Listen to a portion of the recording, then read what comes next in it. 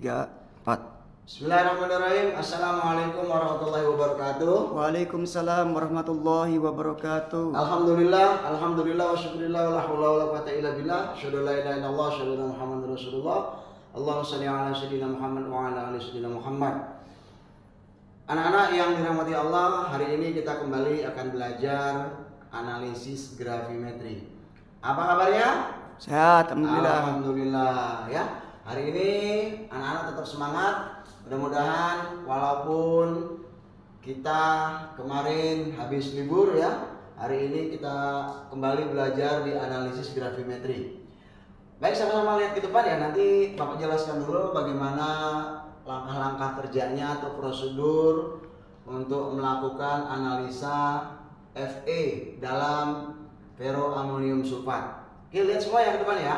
Lihat Pak. Penetapan kadar Fe dalam NH4FeSO4 2 kali. Langkah pertama, kalian nanti akan timbang 0,5 gram sampel. Ya. Nimbangnya nanti menggunakan kaca arloji. Kaca arlojinya ditimbang, ya. Jangan lupa ya, ditimbang kaca arlojinya, bobotnya berapa atau masanya berapa. Kemudian tambahkan 0,5 gram sampel NH4FeSO4. Paham sampai sini? Paham. Oke ya. Setelah dicatat berat kaca arlojinya ditambah dengan sampel, jangan lupa. Jadi bobot kaca arloji plus sampel dicatat dalam buku catatannya. Setelah dicatat, kita bawa ya sampel NH4FeSO4 tadi, kemudian kita bilas atau dibilas dengan 150 ml Aquades di dalam beker glass 250 ml ya. Nah, kemudian diaduk nanti. Kita aduk ya. Setelah diaduk-aduk nanti yang Aquades tadi tidak berwarna karena ada ferroamonium sulfat berubah menjadi warna kuning. Ya, warna kuning. Paham ya? Diaduk nanti warna kuning. Amatin ya. Jadi mula-mula sampel Fe yang ada di sini amonium ferrosulfat ini warnanya apa, setelah dilarutkan berubah menjadi warna kuning. Paham ya? Bisa ya? Bisa Pak. Oke. Setelah itu diasamkan dengan HCl4n. Nah, hati-hati ya. HCl4n ini pekat ini ya. Ditambahkan 5 sampai 7 tetes. Nah, kita menambahkannya HCl ini di dalam lemari asam yang ada di samping kita ini ya. Ada di lemari asam. Jangan lupa gunakan sarung tangan atau APD-nya, gunakan masker. Ya, gunakan masker. Oke, kita teskan 5 sampai 7 tetes. Warnanya akan menjadi kuning muda. Ada perubahan warna kan? Ada. Dari kuning menjadi kuning muda. Dilanjutkan dengan proses pemanasan. Dipanaskan dengan suhu 70 sampai dengan 80 derajat Celcius. Pakai apa manasinya? Pakai kompor listrik. Kompor listrik. Nah, jangan lupa ya, suhunya 70 sampai 80 derajat. Nah, untuk mengetahui suhunya 70 sampai 80 derajat, berarti kita harus menggunakan termometer. Ya, termometer. Nah, lihat ini ya. Pada saat sudah dipanaskan, yang warna mula-mulanya warna kuning muda, dia akan berubah menjadi warna orange. Nah, ini yang buta warna nggak bisa nih analisa ini, nggak bisa sekolah di sini yang buta warna gitu ya. Alhamdulillah semua tidak ada yang buta warna. Kemudian setelah warna oranye kita tambahkan 15 ml amonium klorida 2 normal 2N. Ingat ya, 15 ml. Ya, 15 ml. Kemudian sambil kita aduk-aduk dulu sebentar. Diaduk-aduk pakai batang pengaduk ya, pakai pengaduk. Kemudian kita diendapkan dengan NH4OH. NH4OH ini adalah amonium hidroksida 2 normal ya. Berapa banyak? Ini nanti kalian tambahkan 40 sampai 50 tetes. Jadi cukup banyak nanti pakai pipet tetes ya. Tes sampai 50 tetes. Paham ya? Paham. Oke. Larutan menjadi jernih, endapan akan terbentuk berwarna merah bata. Tahu merah bata kan ya? Nah, bata itu pernah kalian lihat ya, warnanya seperti itu. Nanti endapannya seperti itu karena adanya Fa. Ya, ingat ya, di sini kita endapkan. Nanti kalau ada pertanyaan, apa fungsi NH4OH dalam analisa amonium ferosulfat ini? Fungsinya adalah sebagai pengendap. Pengendap ya.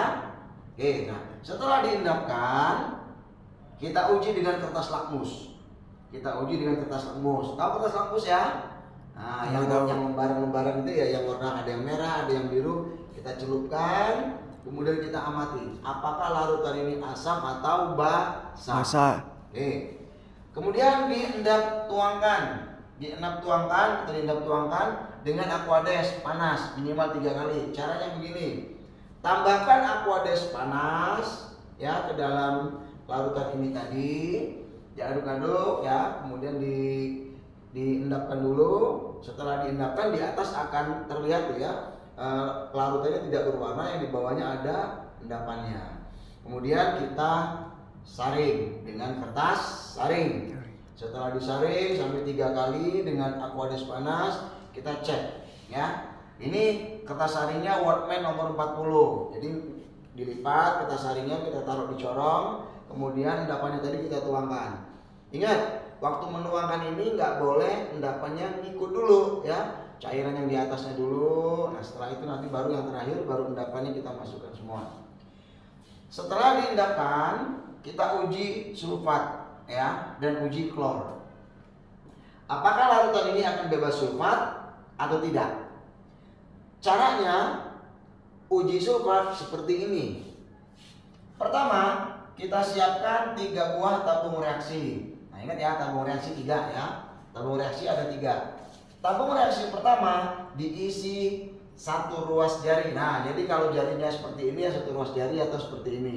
Tabung reaksinya diisi ya. Kemudian kita letakkan atau kita masukkan larutan yang dari hasil penyaringan tadi ya. Kemudian diisi 1 ruas jari kurang lebih 5 cm kalau cm ya. Kemudian ditambah dengan 3 tetes HCl4N yang sudah disiapkan. Masukkan 3 tetes HCl, terus kita goyang-goyang sebentar, taruh di rak tabung kembali. Kemudian tabung yang kedua diisi dengan 1 ruas jari juga atau kurang lebih beberapa senti tingginya larutan tersebut, dan ditambah dengan 3 tetes HCl4N. Jadi ingat, yang tabung pertama, tabung kedua ini kita taruh di rak tabung. Kemudian tabung yang ketiga kita isi dengan BaCl2, konsentrasinya 0,5 N. Ingat ya, tabung pertama, tabung kedua ya, ini larutan pencuci, sedangkan yang ketiga adalah BaCl2. Kemudian tabung BaCl2 yang 0,5 N ini kita panaskan. Ketiga-tiganya kita panaskan ya. Ketiga tabung kita panaskan di penangas air. Tahu ya penangas air ya? Dandang yang ada isi airnya gitu ya. Hingga tabung tampak seperti berembun. Diangkat tabung ketiga atau tabung BaCl2 ini dibagi rata ke tabung pertama dan kedua. Nah jadi gini, ini yang BaCl2-nya kita angkat, kita tuangkan separuhnya ke tabung pertama, separuhnya ke tabung kedua. Ya, diangkat tadi sudah ya, dibagi, kemudian dihomogenkan dan dibandingkan. Kita goyang-goyang terus kita bandingkan. Nah, kita bandingkan nanti ya. Ini uji sulfat. Apakah kedua tabung ini sama-sama sudah tidak keruh atau masih keruh? Nanti kita lihat ya. Kemudian yang kedua uji klorida. Uji klorida kita siapkan 2 buah tabung reaksi. Nah, berbeda sedikit dengan yang di atas. Kalau yang di atas 3 tabung reaksi. Disiapkan 2 buah tabung reaksi. Tabung pertama diisi 1 ruas jari larutan pencuci ya, atau tadi yang sama seperti tadi 1 ruas jari atau beberapa senti tingginya. Tambahkan 3 tetes HNO3 4N. Kemudian tambahkan 3 tetes AgNO3 0,1N. Oke, tabung pertama ya. Kemudian tabung kedua diisi 1 ruas jari filtrat terakhir, yang terakhir dari proses penyaringan tadi. Yang terakhir, misalnya yang keempat atau yang kelima, itu diambil dari sini ya. Dimasukkan ke dalam tabung reaksi filtrat terakhir. Tambahkan 3 tetes HNO3 AgNO3. Nah kedua tabung ini tadi digoyang-goyang, dihomogenkan. Nah sudah dihomogenkan, kita lihat. Jika warna larutan sama dengan warna larutan pencuci, maka sudah bebas dari pemotor. Jadi kalau warnanya itu sudah tidak keruh, dia jernih seperti larutan pencucinya, ya berarti dia sudah bebas klorida. Oke, setelah bebas klorida, kita lanjutkan kertas saringnya tadi beserta endapannya kita arangkan hingga tidak berasap. Cara mengarangkannya, kita siapkan kompor listrik, kemudian kita letakkan di atasnya cawan porselin. Jangan lupa cawan porselinnya ditimbang dulu, ya. Cawan porselinnya, masih ingat ya cawan porselinnya, kita timbang bobotnya berapa, ini neraca analitik. Kemudian nanti kita bawa ke tempat yang mau dibuat proses pengarangannya. Jadi kita ambil, ini nanti saya ambil contoh dulu.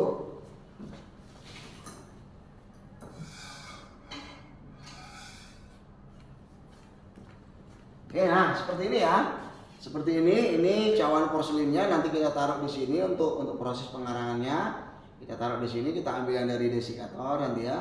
Masukkan ke sini kertas saringnya, kita letakkan di atas kompor listrik. Ya, kompor listrik kita biarkan nanti pada saat proses pengarangan ini dia akan berasap. Dia akan berasap, jangan kaget ya. Nggak ada jinnya di sini ya.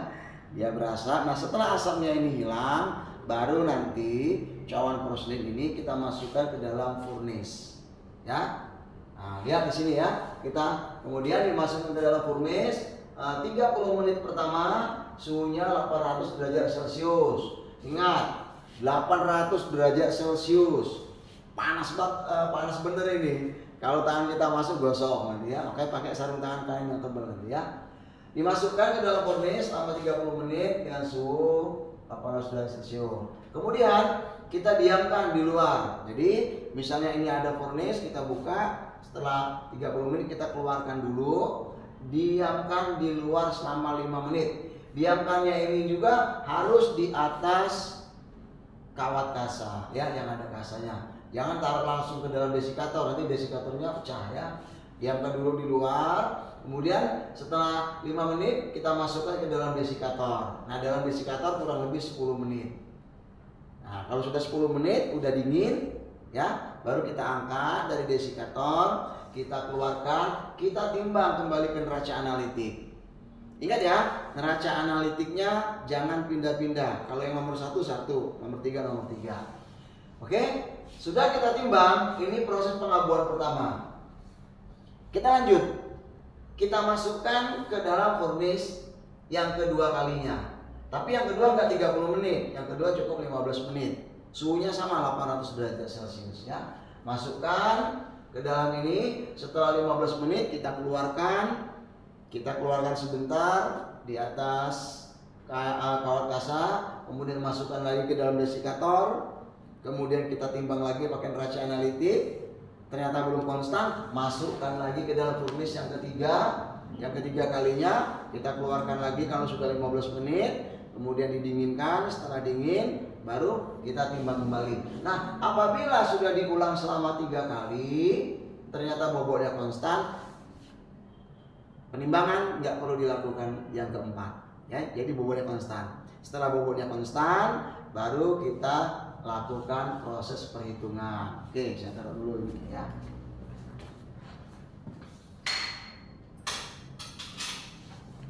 Untuk perhitungannya kita lihat di sini ya. Lihat di sini. Ya, jangan ngobrol dulu. Ya, perhitungannya persen Fe3+ secara teoritis ARFE dibagi MR sampel.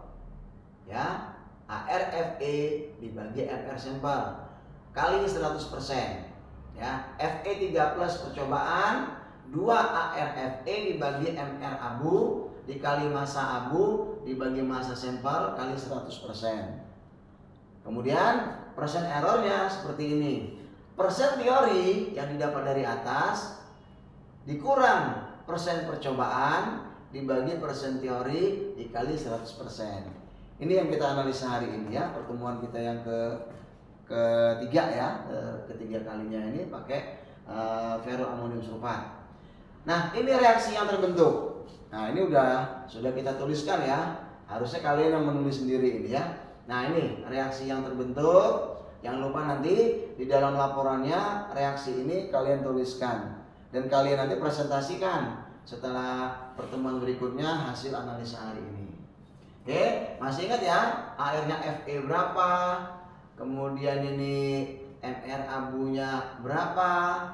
Kemudian lagi nanti massa abu. Nah, massa abu ini yang dicatat seperti apa coba? Jadi massa abu ini hampir sama seperti massa sampel tadi.